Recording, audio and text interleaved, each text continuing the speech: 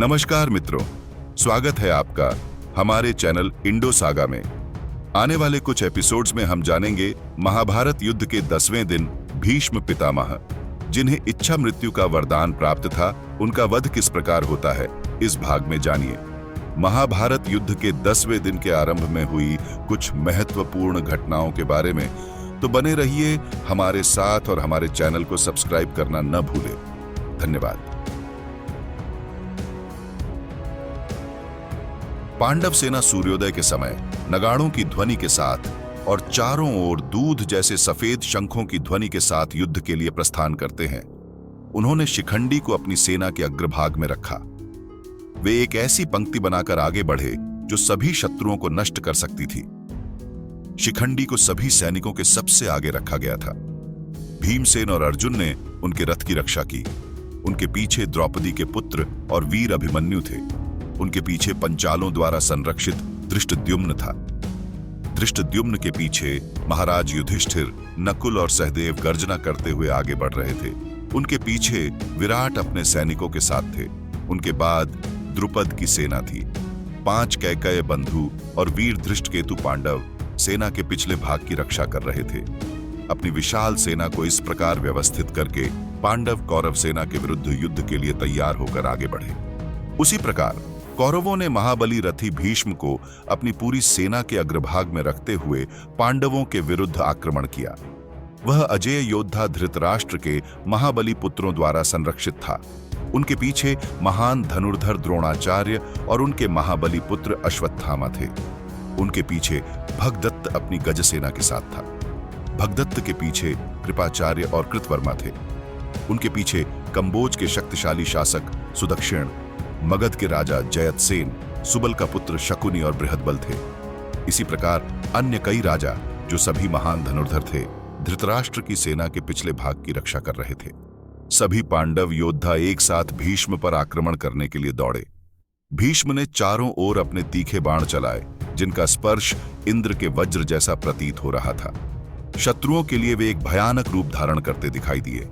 युद्ध में लड़ते समय उनका विशाल धनुष, जो इंद्र के धनुष जैसा था, हमेशा वृत्ताकार खींचा रहता था। इस युद्ध कौशल को देखकर धृतराष्ट्र के पुत्र अत्यधिक आश्चर्य से भर गए और उन्होंने पितामह का सम्मान किया। युद्ध के 10वें दिन भीष्म ने अपने तीखे बाणों से शिखंडी के दल को एक जंगल की आग की तरह नष्ट कर दिया। शिखंडी ने 3 बाणों से उनके सीने के बीच में प्रहार किया। क्रोध से उत्तेजित होकर लेकिन शिखंडी से लड़ने को अनिच्छुक भीष्म ने हंसते हुए कहा, चाहे तुम मुझे मारने का प्रयास करो या ना करो, मैं कभी तुमसे युद्ध नहीं करूंगा। इन शब्दों को सुनकर क्रोध से अंधे शिखंडी ने भीष्म से कहा, हे महाबली, मैं जानता हूं कि तुम क्षत्रिय वंश के विनाशक हो। मैंने तुम्हारे और जमदग्नि के पुत्र के युद्ध के बारे में भी सुना है।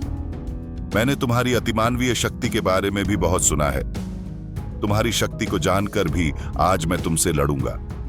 पांडवों को प्रसन्न करने और अपने आत्मसम्मान के लिए, हे शत्रुनाशक, आज मैं तुमसे युद्ध करूंगा। मैं तुम्हें अवश्य मारूंगा। मैं यह प्रतिज्ञा करता हूं। मेरे इन शब्दों को सुनकर वही करो जो तुम्हें करना चाहिए। चाहे तुम मुझे मारने का प्रयास करो या ना करो, तुम जीवित नहीं बचोगे। हे सदा विजयी रहने वाले भीष्म, इस संसार को अंतिम बार देखो। शिखंडी ने यह कहकर भीष्म को 5 सीधे बाणों से भेद दिया। उनके शब्दों को सुनकर महाबली रथी अर्जुन ने शिखंडी को भीष्म के संहारक के रूप में मानते हुए उन्हें प्रेरित किया, मैं तुम्हारे पीछे रहकर अपने बाणों से शत्रु को पराजित करूंगा। क्रोध में उत्तेजित होकर तुम भीष्म पर आक्रमण करो। महाबली भीष्म तुम्हें युद्ध में परेशान नहीं कर पाएंगे। इसलिए हे महाबली, भीष्म से पूरे जोश के साथ लड़ो। यदि तुम आज भीष्म को नहीं मारते हो तो तुम और मैं दोनों ही संसार के लिए उपहास के पात्र बन जाएंगे। इस महान युद्ध में हे वीर, ऐसा कार्य करो जिससे हमें अपमान का सामना न करना पड़े। पितामह को रोको, तुम पितामह को मारो।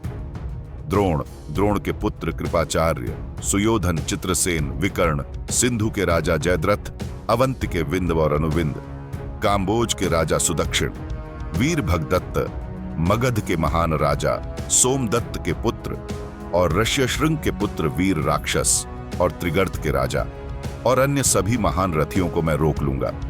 उस युद्ध में लड़ते हुए भीष्म का न तो धनुष टूट रहा था और न ही रथ को कोई क्षति पहुंच रही थी। वे सीधे बाणों से शत्रु का वध कर रहे थे। कौरव सेना के हजारों महाबली रथी, हाथी और सजे हुए घोड़े पितामह के नेतृत्व में युद्ध के लिए आगे बढ़ रहे थे। अपनी प्रतिज्ञा के अनुसार सदा विजयी भीष्म लगातार पांडवों की सेना का वध कर रहे थे। पंचाल और पांडव उस महान धनुर्धर का सामना नहीं कर पा रहे थे। तभी धनंजय, जो अपने बाएं हाथ से भी धनुष खींचने में सक्षम थे, सभी योद्धाओं को भयभीत करते हुए पहुंचे। वह सिंह के समान गर्जना करते हुए युद्ध भूमि में मृत्यु के समान गति करते हुए बाणों की वर्षा करने लगा। धृतराष्ट्र के सैनिक उसकी दहाड़ से भयभीत होकर सिंह के सामने छोटे जानवरों की भांति डरकर भाग गए।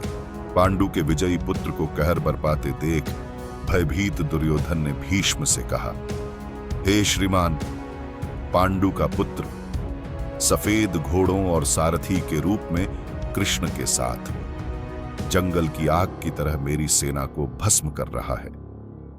उसके बाणों से मारे गए मेरे सैनिक मवेशियों की तरह भाग रहे हैं।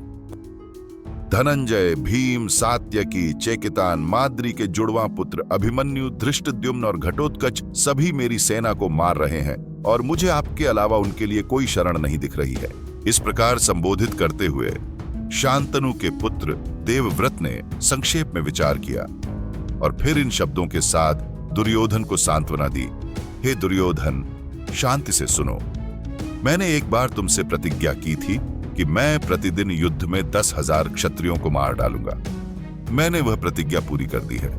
आज मैं और भी बड़ी उपलब्धि हासिल करूंगा। या तो मैं मारा जाऊंगा या मार डालूंगा। ऐसा कहकर अजेय भीष्म ने बाणों को बिखेरते हुए पांडव सेना पर आक्रमण कर दिया। पांडवों ने उनका विरोध किया, लेकिन भीष्म ने जहरीले सांप की तरह क्रोधित होकर युद्ध के 10वें दिन अपनी ताकत का प्रदर्शन किया। भीष्म ने लाखों लोगों को मार डाला और प्रमुख पांचाल योद्धाओं की ऊर्जा को उसी तरह नष्ट कर दिया जैसे सूर्य नमी को अवशोषित करता है। भीष्म ने 10,000 हाथियों, 10,000 घोड़ों और उनके सवारों तथा 2 लाख पैदल सैनिकों को मार डाला। भीष्म युद्ध में निर्धूम आग की तरह चमक रहे थे और कोई भी पांडव उनकी ओर देख भी नहीं सकता था। वह उत्तरी संक्रांति के जलते सूरज की तरह थे। महान धनुर्धर भीष्म से पीड़ित होने के बावजूद पांडवों ने शक्तिशाली सृंजय योद्धाओं के साथ अपना हमला जारी रखा। असंख्य शत्रुओं से घिरे भीष्म बादलों से घिरी मेरू चट्टान के समान थे। धृतराष्ट्र के पुत्रों ने बड़ी सेना के साथ भीष्म की रक्षा के लिए उन्हें घेर लिया। इस प्रकार कौरवों और पांडवों के बीच भयंकर युद्ध छिड़ गया। युद्ध में भीष्म का पराक्रम देखकर अर्जुन ने शिखंडी से कहा, भीष्म, पितामह के पास जाओ। आज पितामह से मत डरो। मैं अपने तीखे बाणों से उन्हें उनके रथ से नीचे गिरा दूंगा। अर्जुन के शब्दों के बाद शिखंडिन ने धृष्टद्युम्न और अभिमन्यु के साथ मिलकर भीष्म पर हमला किया। वृद्ध विराट, द्रुपद और कुंती भोज भी भीष्म पर टूट पड़े। नकुल, सहदेव, राजा युधिष्ठिर और बाकी योद्धाओं ने धृतराष्ट्र के पुत्र की उपस्थिति में भीष्म पर हमला किया। चित्रसेन ने चेकितान पर हमला किया, जो भीष्म की ओर बढ़ रहा था। कृतवर्मन ने भीष्म के पास धृष्टद्युम्न का विरोध किया, जबकि सोमदत्त के पुत्र ने भीमसेन का विरोध किया। विकर्ण ने नकुल का विरोध किया और कृपा ने सहदेव का। दुर्मुख ने राक्षस घटोत्कच का सामना किया। दुर्योधन ने स्वयं सात्यकी का विरोध किया था। सुदक्षिणा ने अभिमन्यु का विरोध किया और अश्वत्थामा ने विराट और द्रुपद का विरोध किया। द्रोण ने राजा युधिष्ठिर का विरोध किया। दुशासन ने अर्जुन का विरोध किया, जो शिखंडी के साथ भीष्म की ओर बढ़ रहा था। कि अन्य योद्धाओं ने भीष्म की ओर बढ़ रहे अन्य पांडव योद्धाओं का विरोध किया। क्रोधित होकर धृष्टद्युम्न ने अकेले भीष्म पर आक्रमण किया और सैनिकों को चिल्लाया, देखो, अर्जुन भीष्म के विरुद्ध आगे बढ़ रहा है। बिना किसी डर के गंगा के पुत्र पर आक्रमण करो। भीष्म तुमसे युद्ध नहीं कर पाएंगे। अपने सेनापति की बात सुनकर पांडव योद्धा खुशी खुशी भीष्म के रथ की ओर दौड़ पड़े। धृतराष्ट्र की सेना ने उनका प्रसन्नता पूर्वक प्रतिरोध किया। दुशासन ने भय छोड़कर भीष्म की रक्षा के लिए अर्जुन पर आक्रमण किया। पांडवों ने भी भीष्म के रथ के चारों ओर धृतराष्ट्र के पुत्रों पर भी आक्रमण किया। अर्जुन दुशासन के रथ तक पहुंचे, लेकिन आगे नहीं बढ़ सके। जैसे भूमि समुद्र का विरोध करती है, वैसे ही दुशासन ने अर्जुन का विरोध किया। दोनों ही सूर्य और चंद्रमा के समान दुर्जय थे और क्रोध से भरे हुए थे। प्रत्येक एक दूसरे को मारने की इच्छा रखते थे।